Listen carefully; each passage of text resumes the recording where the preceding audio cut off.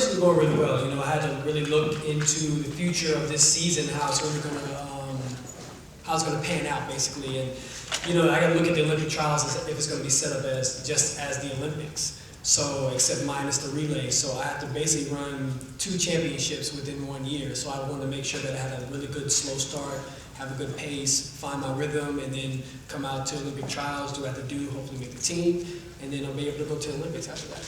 And you had obviously an excellent year last year in your 30s. I think with each passing year for a sprinter, things probably change a little bit. Have you noticed anything differently, even in your preparations this year than last year, that you've had to tweak just as a result of being another year older? Yeah, you know, when you get older, you forget that you have joints when you get up in the morning. You know, it's hard for you to roll out of bed, but it's just being more diligent, you know, preparing myself. I train with a lot of young athletes, all of them probably from 26 and under. So, you know, they keep me live, they keep me focused, but also I teach them a lot about how to be more veteran, how to be more focused in the sport.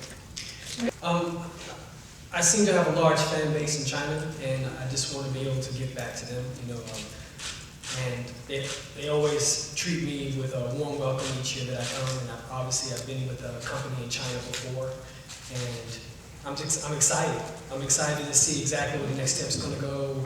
Hopefully be able to introduce some health and maybe do some marathons as well when I go there, but we're actually mapping out what the next game plan is for us. When you say do some marathons, yeah, what do you mean marathons? Because this will be chase car or if you're announcing your debut as a marathon, this is going to be the headline item.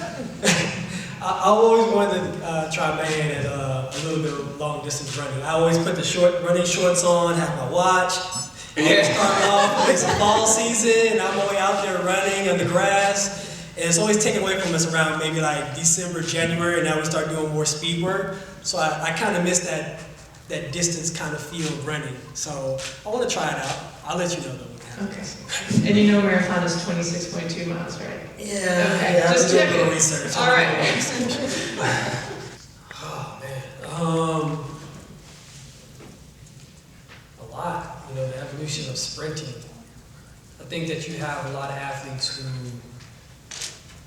look at the end result and they're happy with putting on a uniform and being labeled a sprinter. And then you have a lot of athletes that has happened throughout the course, and then now you have a lot of athletes who are coming up and kind of understand the grit and the honor to be a sprinter and how tough you have to be. You see that in guys like Trayvon. You know, for him to go out and win the indoors like he did, you know, the fast way he did, he wasn't even the clear favorite to win, and he pulled it off. To be able to do something like that, that shows the mark of a champion, a fighter, and I think it shows how the future of not just American sprinting can go, but world sprinting, I think is going to show that it's going to be a lot more competitive, like back in the day of Leroy Burrell's and Carl Lewis's, where they ran day in, day out against each other. Thank you. Question for Justin. Justin, you mentioned having some notes in your bathroom about goals for the year. I'm just wondering if you've set aside any goal in your room, in your bathroom that you've looked at this year. Yeah. For me, it was my coaches always told me, you know, you're at a different level in your training and in competing now, and my success and my failures are going to be within the circle, about this big.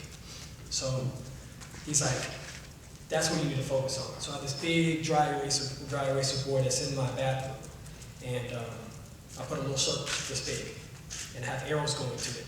And then the arrows, at the end of the arrows, they say, live there, stay focused, strong, different words that are basically going to remind me that I have to live within that little space. I have to be able to thrive in that little space, because that's where I'm at now.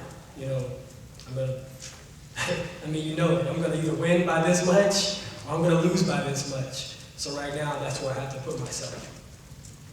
And why the bathroom? How about the kitchen? First place I go when I get up in the morning. All right. I did not want to say that's where I spend the most time at, because it's not true. But it's where I go the first place I go. All right.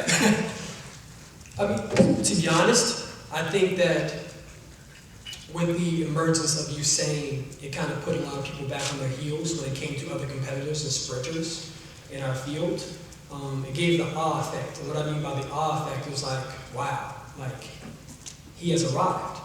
And I think that throughout the years, we have other younger sprinters who have watched, you know, what Usain has done when they're in middle school, high school, going to college, and it didn't give them an awe effect, it gave them inspiration. So now they know that they want to go out there and achieve the same things and go out there and try to be the best they can be. So, you know, it has given growth to the men's sprinters. Eddie? Justin, just to follow up, that it almost sounds like you're a little bit describing Tiger Woods there, where like maybe the newer generation isn't as afraid because they maybe haven't been out there with them. I don't know. I don't want to put words in your mouth, but is that kind of? I wouldn't say they're afraid. I just think that it's a different kind of respect.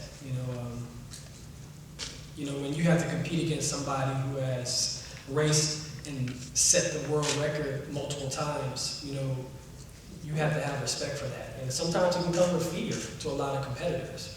But when you are somebody who's on the outside looking in due time, you will be at that level. They don't understand the aspect of fear. You know, they just see respect.